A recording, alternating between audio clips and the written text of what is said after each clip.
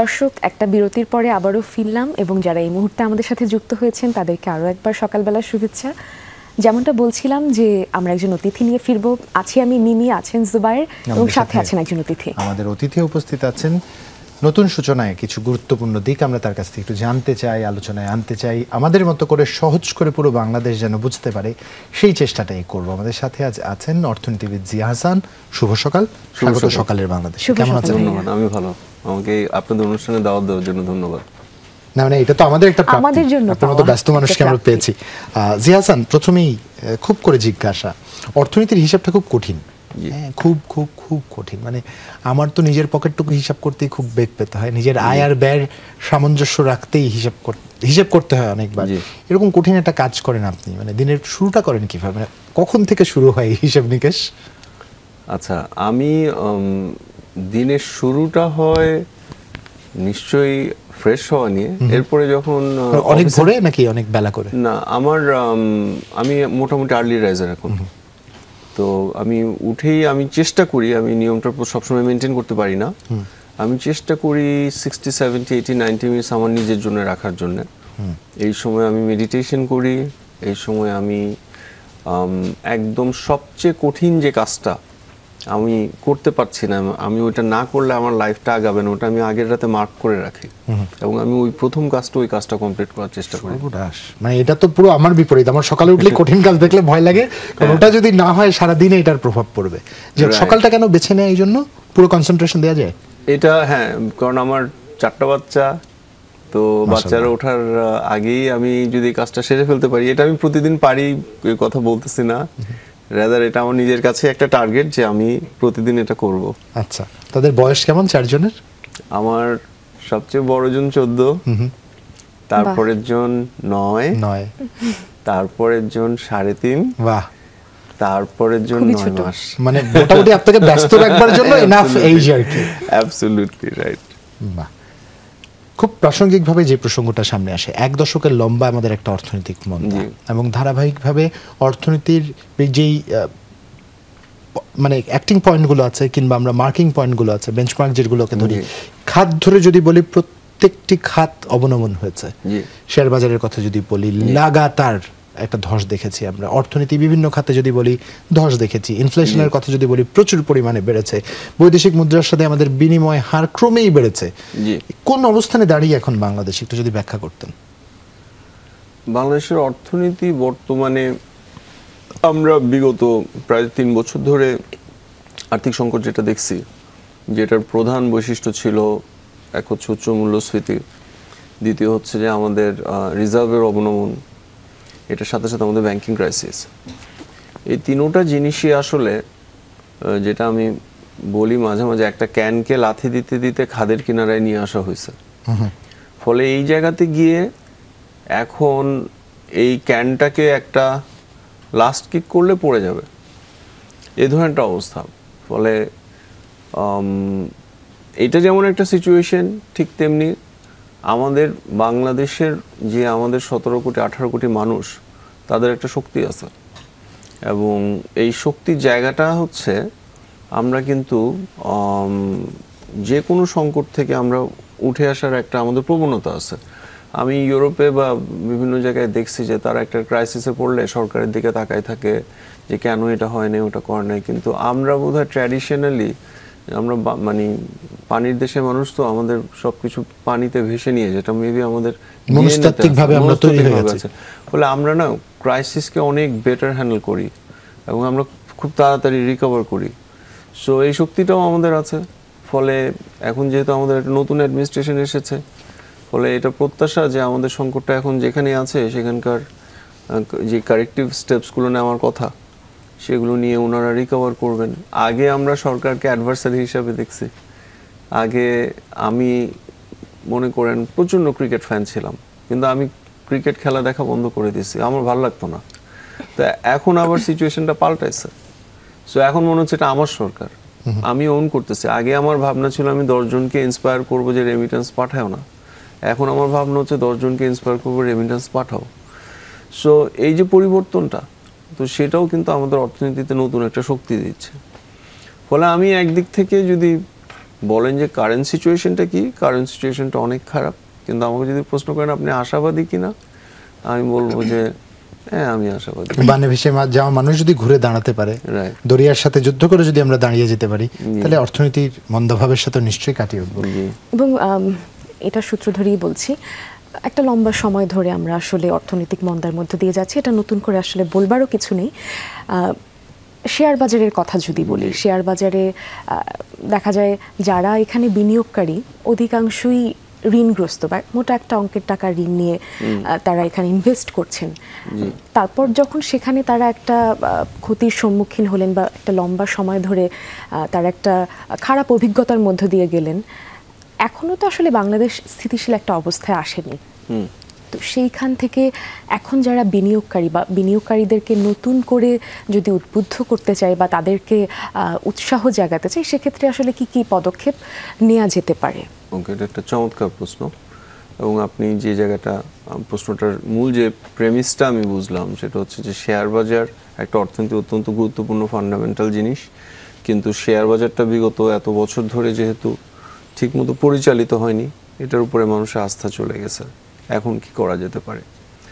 আমি মনে করি যে একটা শেয়ার বাজারের প্রধান দুইটা বিষয় যার উপর নির্ভর করে যে আসলে বাজারটা কতটুকু সামনে যাবে। প্রথম হচ্ছে আস্থা, দ্বিতীয় হচ্ছে ওভারঅল বিজনেসে গ্রোথ হচ্ছে কিনা। সো আপনার যদি ওভারঅল বিজনেস খারাপ হইতে থাকে, তাহলে ন্যাচারালি কিন্তু শেয়ার বাজারের কোম্পানিগুলোর অবস্থা খারাপ হতে থাকবে। সো এই দুটো পার্সপেক্টিভেই বলি, বিগত আওয়ামী লীগ সরকারের সবচেয়ে বড় অপরাধ বা দায় যেটা ছিল, সেটা হচ্ছে যে উনারা প্রত্যেকটা প্রতিষ্ঠানের মাথায় ওই সেক্টরে খুঁজে পেতে সবচেয়ে খারাপ লোকটাকে বসাইছিলেন। সো অনেক জায়গায় খারাপ লোক ভালো কাজ করে, পসিবল তার নিজের দুর্নীতির জন্য সে প্রতিষ্ঠানটাকে সে গ্রো করায়, সেই যখন সে অতিরিক্ত বিনিয়োগ করে ওখান থেকে সে পয়সা খায়। কিন্তু শেয়ার বাজার এই ধরনের জিনিস না। শেয়ার বাজারে যদি একদম শীর্ষ পর্যায়ের লোকটা নিজেই দুর্নীতিবাজ হয়, তাহলে কিন্তু ওই মার্কেটটার পতন বাধ্য।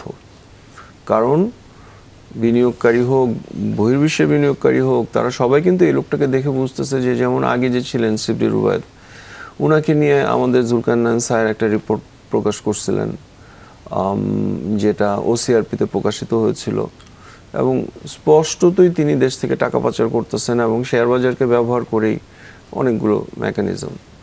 তো এখন আসলে ওই খবরটা, জি হাসান, একটু থামাই আপনাকে, আবার আপনি বলবার সুযোগ পাবেন। আপনি বললেন আমরা জানছি তিনি টাকা পাচার করছেন। বিএফআই এর মতো প্রতিষ্ঠান আছে বাংলাদেশে যারা ফিনান্সিয়াল ফ্রডকে মনিটরিং করার কথা, তারা তাহলে কি করেছে গত এত লম্বা সময়? একই বিষয়, তাদের কি কোনো দায়বদ্ধতা নেই? তারা কি দায় নেবেন না এখন? আমি আলাদা করে বিএফআই কে চিহ্নিত করতে চাই না, এই জন্যে যে আসলে এই বিএফআই কে আবার কে রেসপন্সিবল করবে, ওই লোকটাতেও যদি তাকাই তাহলেও দেখবো সেখানে সবচেয়ে খারাপ লোকটা বসায় রাখছে। সো আমি যেহেতু বিএফআই এর ইন্ডিভিজুয়াল ম্যানেজমেন্টের নৈতিক এবং লিগাল উইকনেসগুলো জানি না, সেটা থেকে যেতে চাচ্ছি না, কিন্তু শেখ হাসিনার ম্যানেজমেন্ট স্টাইলই ছিল সবচেয়ে খারাপ। আমি শব্দটা একটু খারাপ আমি ইউজ করি, বাস্টার্ডাইজেশন, যে সবচেয়ে খারাপ লাকটাকে খুঁজে বের করে উপরে তুলে নিয়ে আসা, এবং সিস্টেমটা ফিল্টারই করা হয়েছে সেই প্রসেসে। সো বিএফইউতেও তাই করা হয়েছে, দুষ্ট চক্রের মতো। হ্যাঁ, অ্যাবসলিউটলি। দুঃখিত আপনাকে যেখানে থামিয়েছিলাম। That's fine. সো প্রথম জিনিস হচ্ছে যে তাহলে যদি শেয়ার বাজারের মতো জায়গায় একদম সবচেয়ে দুষ্ট লোকটাকে শীর্ষে বসানো হয় এবং তার অপরাধটা সামনে আসার পরও তাকে শাস্তি না দেওয়া হয়, তাহলে কিন্তু এটা মেসেজটা ছড়ায় বিনিয়োগকারীদের কাছে যে আসলে এই সিস্টেমকে ঠিক করার কোনো বাসনা আওয়ামী লীগ বা শেখ হাসিনার নাই। সো শেয়ার বাজারে কিন্তু আস্থা খুব ইম্পর্টেন্ট। আপনি চালের ব্যবসা করেন, আস্থা ইম্পর্টেন্ট না, কিন্তু শেয়ার বাজারে আস্থা ইম্পর্টেন্ট। দ্বিতীয়ত হচ্ছে যে বাংলাদেশের শেয়ার বাজার আমাদের যে গ্রোথ স্টোরি, এটার একটা কাউন্টার দিকে আগাইছে, রাইট?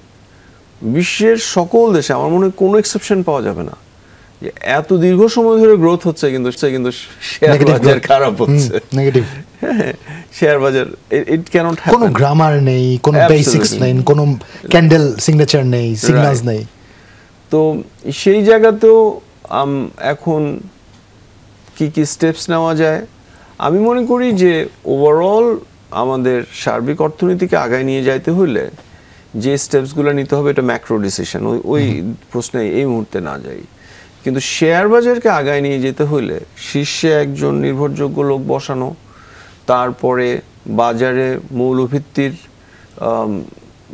অনেকগুলো কোম্পানিকে আসতে দেওয়া, একইভাবে ওই কোম্পানিগুলোকে আস্থা দেওয়ার জন্য বাজারের যে কোনো চক্রগুলো আছে, প্লেসমেন্ট শেয়ার যখন হয়, এটা একটা চক্র, সেই চক্রগুলোকে ভেঙে দেওয়া, এই কাজগুলোর খুব, আমি শেয়ার বাজারের লোক না, আমি এটার এক্সপার্ট ওপিনিয়ন দেওয়ার মতো স্পেসিফিক ডিটেলস আমার নাই, কিন্তু আমার মনে হয় যারা এক্সপার্ট তারা সবাই জানেন 5, 6টা 7টা টপ প্রায়োরিটি কাজ কি করতে হবে, ওই কাজগুলো করতে হবে।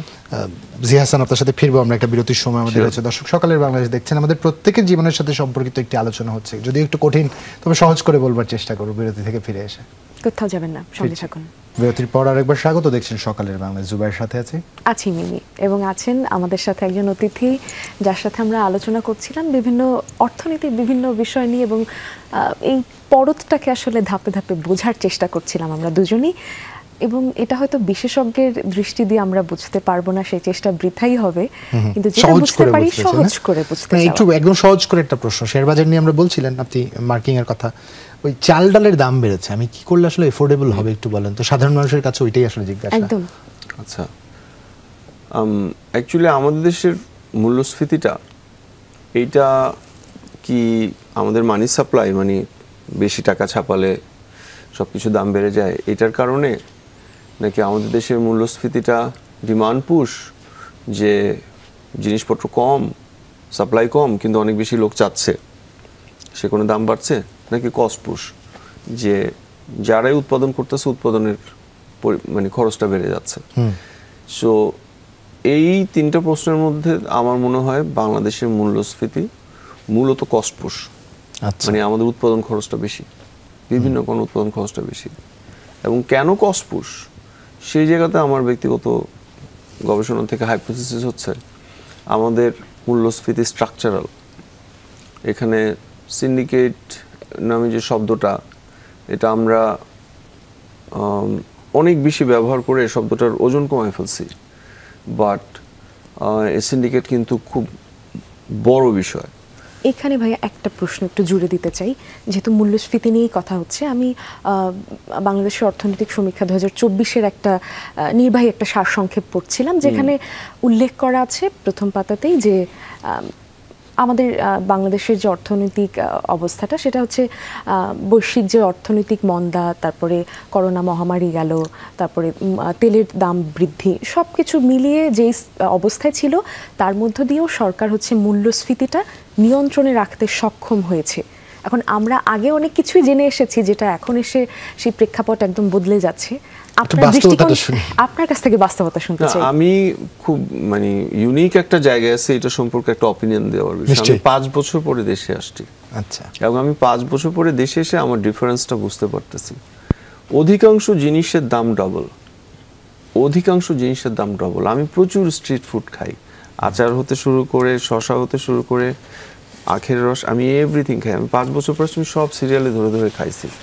প্রত্যেকটা জিনিসের প্রাইস ডবল, এবং প্রাইস যদি ডবল হয়ে যায় স্বাভাবিকভাবেই কিন্তু এটার কনজাম্পশন কমে আসার কথা, এবং কনজাম্পশন যদি কমে আসে তাহলে একটা প্রশ্ন আসে যে আমাদের কন্ট্রাকশন হয়েছে কিনা, আমি প্রশ্নে যাচ্ছি না। ফলে আমি তো আসলে সেভাবে বাজার করা হয় না, আমি এখানে ভাইয়ের সাথে থাকি, আমি একটা শেভিং ফোম আর একটা শ্যাম্পু কিনতে গেলাম, আমি 500 টাকার নোট দিচ্ছি, আমি ছোট সাইজ কিনছি, আমি খুব বেশি দিন নাই, ছোট 500 টাকা দিয়ে ভাবছি 150 টাকা ফেরত আসবে, আমার সেরকম মেমোরি ছিল। আমাকে বললো আরও টাকা লাগবে, আমি আরও দিলাম, আমাকে 850 টাকা না 800 টাকার মতো লাগছে 2টা জিনিস। এটা আমার জার্মানি থেকে প্রাইস বেশি, আমি জার্মানি থেকে এটা এখানে প্রাইস বেশি। এখন হয়তো প্রশ্ন আছে যে জিয়া ভাই আপনি হয়তো বিদেশি ব্র্যান্ড খুঁজতেছিলেন, এখন দেশীয় ব্র্যান্ডগুলো দাঁড়ায় গেছে 5 বছরে, সেটা হতে পারে, কিন্তু ওভারঅল আমি মূল্যস্ফীতি যেটা টের পাচ্ছি, এটা আমি 5 বছরে প্রায় 100% ডিফারেন্স পাচ্ছি। তার মানে হচ্ছে বছরে আমাদের এই যে আমরা ডেটাটা জানি যে আমাদের 6% 7%, তারপরে অ্যাকচুয়ালি গত 1.5 বছর থেকে জানছি যে ওটা হচ্ছে যে 8 to 9 to এখন 10 ক্রস করছে বোধহয়। আমাদেরকে তো উন্নয়নের বুলি খাওয়ানো হচ্ছিল আসলে। হ্যাঁ, সো মূল্যস্ফীতির ডেটা নিয়ে আমার বড় প্রশ্ন আছে, অনেক অর্থনীতিবিদের প্রশ্ন আছে যে আসলে কারেক্ট ডাটাটা মূল্যস্ফীতিতে দেওয়া হচ্ছে কিনা। আপনার দৃষ্টিতে তাহলে কারেক্ট ডাটাটা আসলে কেমন হওয়া উচিত বলে মনে করেন? প্রেক্ষাপটটা একটু মনে করিয়ে দিন। আমরা সদ্যই জানতে পেরেছি প্রায় 41,000 কোটি টাকা নতুন করে ছাপা হয়েছিল, যেটা কোনো হিসেব সাধারণ মানুষ জানতো না। সেটা মাথায় রেখে যদি একটু বলেন। সো কারেক্ট ডাটা যদি আমি মূল্যস্ফীতির কাছে বলি, আমি ক্লিয়ারলি 5 বছর একটা 100% গ্রোথ দেখতে পাচ্ছি। এখন এইটা হচ্ছে যে আসলে এইভাবে বলাটা মুশকিল, কারণ মূল্যস্ফীতি একটা সার্টেন বাস্কেট অফ গুডসের উপর হয়। সো আমি সবগুলো বাস্কেটের সবগুলো পণ্য দেখি না। যে আবার আমি দেখলাম কিন্তু বাড়ি ভাড়া কমছে, আমি জানি না আপনারা টের পাইছেন কিনা, তাই কি রিয়েল টার্মসে? হ্যাঁ, এটা আমার কাছে এটা কোন এলাকায় থাকেন বলেন তো? হ্যাঁ, আমি মাথায় রাখতে হবে বিষয়টা। না, আমি বলছি আমার প্রেমিসটা আমি খুব ক্লিয়ার, আমি এটা এক্সপ্লেইন করতে পারবো। আমি 2010-এ আমার ওয়াইফ সহ ঢাকায় মুভ করি। তখন আমি প্রায়, আমার খেয়াল নেই, মেবি 27,000 বা 30,000 টাকা একটা বাসা ভাড়ায় থাকতাম। সিমিলার সাইজের বাসা এখন গুলশানে, বসুন্ধরা তো আরে কম, সিমিলার প্রাইস। 10 বছরে বাসা ভাড়া কিন্তু সিগনিফিকেন্টলি বাড়েনি। আচ্ছা ভাই, এখানে কি আরেকটা বিষয় কারণ হতে পারে যে করোনা মহামারীতে অনেকেই বাসা ভাড়া কমিয়েছিলেন এবং সেখান থেকে আর আসলে ওই বৃদ্ধির জায়গাটাতে যাওয়া হতে পারে। কিন্তু আমরা অর্থনীতি আমরা একটা টার্ম ইউজ করি, সেটা হচ্ছে যে নমিনাল এবং রিয়েল। তার মানে হচ্ছে যে আপনি দেখছেন যে হ্যাঁ, আপনি বলতে পারেন যে আগে আপনি 25,000 টাকা ছিলেন, এখন 30,000 টাকা হয়েছে। সো এটা হচ্ছে নমিনাল, নমিক ভ্যালু। কিন্তু আমি যদি রিয়েল টার্মে 10 বছরে ইনফ্লেশনটাকে কেটে কেটে আসি, তাহলে কিন্তু এই বাসা ভাড়াটা এখন প্রায় আমার হিসেবে 15-16,000 টাকায় পৌঁছায় গেছে। এটাও কিন্তু একটা ব্যাড সাইন যে আমাদের ইকোনমিতে যে গ্রোথ হওয়ার কথা, সেই গ্রোথটা হলে যে সুযোগ তৈরি হবে, ওই সুযোগটার কারণে তো এমপ্লয়মেন্ট বাড়বে। যারা বেটার এমপ্লয়মেন্ট পাবে তারা বেটার বাসায় থাকতে চাইবে, ফলে ইভেনচুয়ালি চাহিদা বাড়বে। ফলে সেই জায়গা থেকেও একটা প্রশ্ন আসে যে আমাদের রিয়েল টার্মে আমি প্রিটি ক্লিয়ার, এবং যে data is very well backed যে আমাদের বাড়ি ভাড়া বাড়েনি। ফলে ওখানেও আমি মূল্যস্ফীতির প্রশ্নটা কানেক্টেড যে ফুড ইনফ্লেশন অনেক হাই। সো কিন্তু যেহেতু রিয়েল টার্মসে বাড়ি ভাড়াটা রিলেটিভলি বাড়েনি, ফলে সেখানে আবার হয়তো কিছুটা অ্যাডজাস্ট হয়েছে। ফলে মানে একজন অর্থনীতিবিদ হিসেবে আমি জেনারেল মন্তব্য করতে পারি যে 100% গ্রোথ দেখছি 5 বছরে। আবার একটা ফুড বাস্কেট অফ থিংস যদি কম্পেয়ার করা হয়, তাহলে এটা হয়তো ভিন্ন একটা জায়গায় পৌঁছাবে। এটা ক্যালকুলেশনের ইস্যু। জিয়া হাসান, আমাদের এতদিন বলা হয়েছে মানুষের ক্রয় সক্ষমতা বেড়েছে। কেন বলা হয়েছে তাও বলি। আপনার নিশ্চয়ই মনে আছে, আপনার ছোটবেলা আমার ছোটবেলা খুব বেশি পার্থক্য না। তৃষ্ণা প্রথম পানির বোতল আসলো, মিনারেল ওয়াটার, সাদা রঙের একটা ঘোলা বোতল, 10 টাকা একটা চক্ষুচরক গাছ মতো বিষয়, পানি টাকা দিয়ে কিনে খেতে হবে। সেই ধারাবাহিকতায় একটা গ্রোথ আমরা দেখেছি। এখন এসে 20 টাকা 25 টাকাও হয়ে গেছে শুধু পানির বোতল, এবং এই কস্টটাকে মিনিমাইজ করতে বোতলের সাইজ ছোট হয়ে গেছে, পানির পরিমাণ কমে গেছে। 500 ml থেকে 300, 350 ml, 2.5 ml হয়েছে, 250 ml হয়েছে, মূল্য সেই 15 টাকা। মানে আসলে কি ক্রয় সক্ষমতা বেড়েছে না সংকোচন নীতিতে গেছে? করেছিটা কি আমরা আসলে? এখন সময়কাল যদি ধরি, আমার বাংলাদেশের অর্থনীতির ট্র্যাজেক্টরিটা শেখ হাসিনা সরকার এবং এমনকি আমাদের মূলধারার IMF ওয়ার্ল্ড ব্যাংকের প্রক্ষেপণ অনুসারেও অ্যাভারেজ আমরা বিগত দশক শুধু নয়, তার আগের দশকেও 6%, 5.6% গ্রো করে গেছি, যেটা এগেইন হচ্ছে রিয়েল টার্মস। কিন্তু আমি যদি তার সাথে মূল্যস্ফীতি টার্মটা যোগ করি, তাহলে এটা কিন্তু 14-15% গ্রোথ প্রত্যেক বছর হয়েছে। এবং যেটা আসলে বাংলাদেশকে যে একটা গ্রোথ স্টোরি বলে, শেখ হাসিনার আগের শাসন আমলকে কিন্তু অর্থনীতিবিদরা প্রশংসাই করে গেছেন, আমরাই মূলধারার বাইরে গিয়ে এটাকে ক্রিটিক করছি। সেইটার মূল প্রেমিসটা হচ্ছে যে এই ধরনের 14-15% গ্রোথ ডিকেড ওয়াইজ থাকা কিন্তু খুব বেশি মানে অর্থনীতিতে দেখা যায় না। কিন্তু যেই অর্থনীতিতে এই ধরনের দীর্ঘ সময়ে 14-15% গ্রোথ থাকে, সেই সব দেশ 10 বছরে যেই চেহারাই পাল্টে যায়, এই পাল্টে যাওয়া চেহারাটা আমরা দেখি নাই। আমরা বরং দেখতে পাচ্ছি মধ্যবিত্তের অবস্থা খারাপ হচ্ছে, আমরা বরং দেখতে পাচ্ছি যে নিম্নবিত্তের প্রিক্যারিটি আরও বাড়ছে, আমরা বরং দেখতে পাচ্ছি আমাদের যে বেসিক সার্ভিসেসগুলো আমরা নেই, এই সার্ভিসেসগুলোর মান খারাপ হচ্ছে। ফলে এটা একটা কমপ্লেক্স প্রশ্ন এই জায়গা থেকে যে আমাদের একটা নির্দিষ্ট পরিমাণ গ্রোথ ছিল, কিন্তু ওই গ্রোথে আমি ব্যক্তিগতভাবে মূলধারা অর্থনীতিবিদদের প্রক্ষেপণকে প্রশ্ন করি যে কিছু কিছু সময় আমাদের কিন্তু এই গ্রোথটা ছিল না, বরং কিছু কিছু বছরে ডিগ্রোথ হয়েছে বা কন্ট্রাকশন, যেটাকে পরবর্তীতে হয়তো ম্যানিপুলেট করা হয়েছে, যেটাকে ম্যানিপুলেট। কোভিড এর সময় কথা বলি, আমার নিজস্ব অ্যানালিসিস বলে কোভিড এর সময় বাংলাদেশের ইকোনমি কন্ট্রাক্ট করছে। পৃথিবীতে 5টা ইকোনমি কোভিড এর সময় 4% 5% গ্রো করছে, বাংলাদেশ একটা। কি কারণে? ভারতে কোভিডের সময় তাদের প্রায় -7% কন্ট্রাকশন হয়েছে। আমি একটা উদাহরণ সবসময় দেই যে সানেমের একটা গবেষণা আছে, যে গবেষণায় দেখা গেছে যে কোভিডের এই পিরিয়ডটাতে ভারতে 0.7% লোক পভার্টি সীমার নিচে নেমে যায়। অন্যদিকে বাংলাদেশে এটা কিন্তু 20% থেকে 40%, প্রেটি স্টার্ক। হ্যাঁ, ফলে এত বড় পরিমাণ লোক পভার্টি লাইনের নিচে নেমে গেল, কিন্তু ঠিকই গ্রোথ হলো 4-5% গ্রোথ হলো। সো সেই জায়গাগুলোতে আমি আসলে এইখানেই প্রশ্ন করি যে অনেকগুলো বছরে আমাদের সিরিয়াস কন্ট্রাকশন হয়েছে, কিন্তু ওই সময় সরকার ব্যাপক হারে মিথ্যে ডেটা দিয়ে এইটাকে হাইড করছে, এবং এর ফলে যেটা হচ্ছে ওটাকে কম্পাউন্ডিং ইফেক্ট বলে।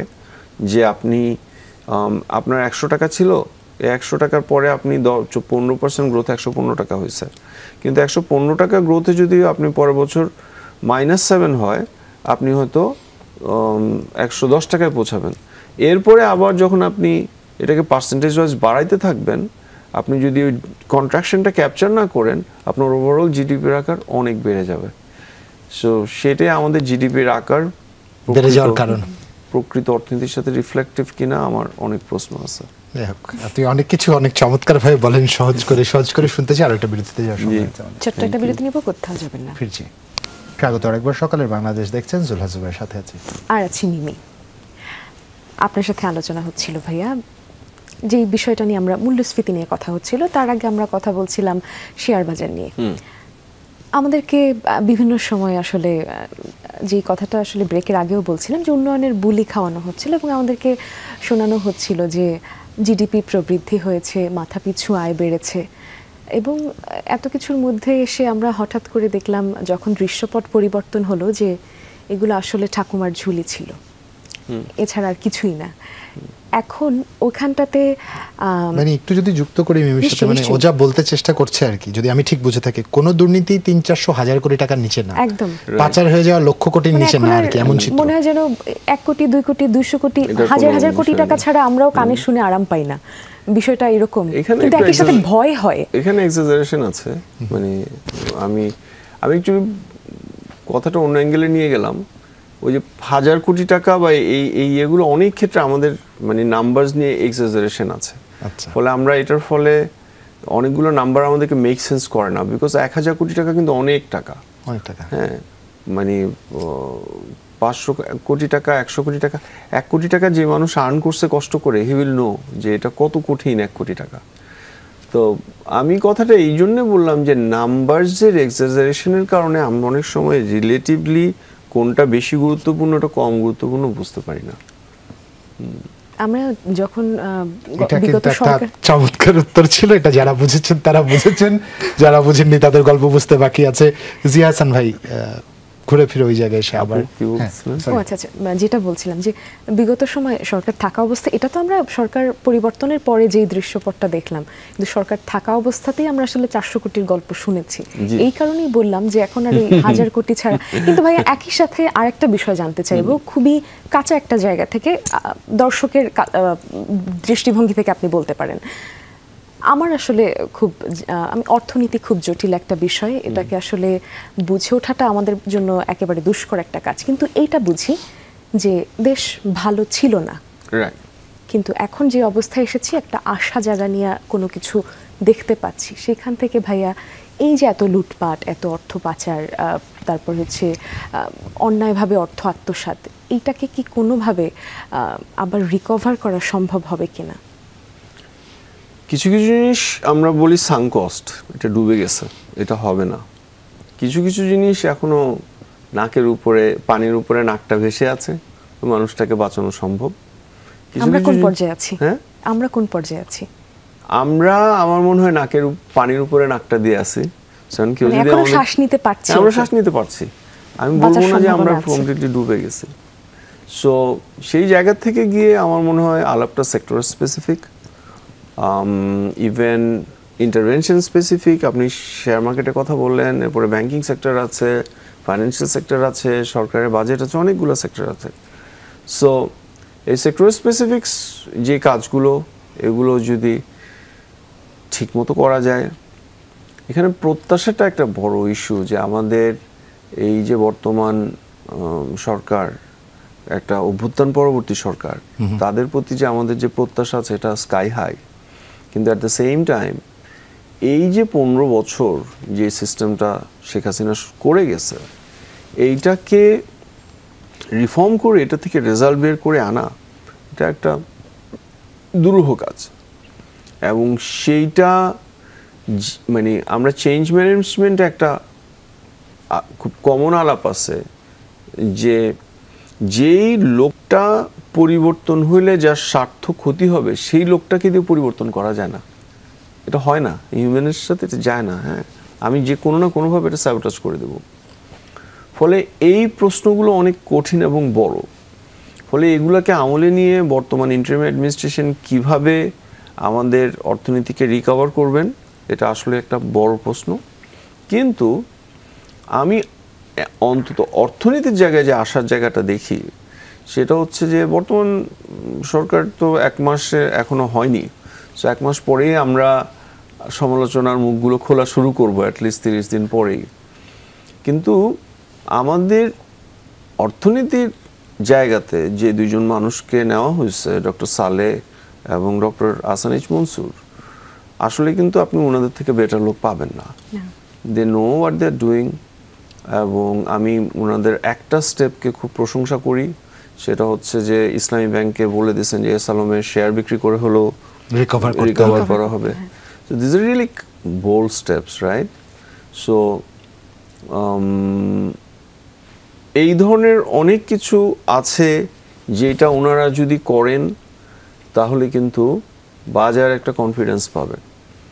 এবং সেই কনফিডেন্সের জায়গা শুধু না, আজকে আসলেই যদি এস আলমের শেয়ারটাকে বিক্রি করে তার লোন রিকভারি করা হয়, তাহলে কিন্তু ঋণের টাকাও কমে আসবে।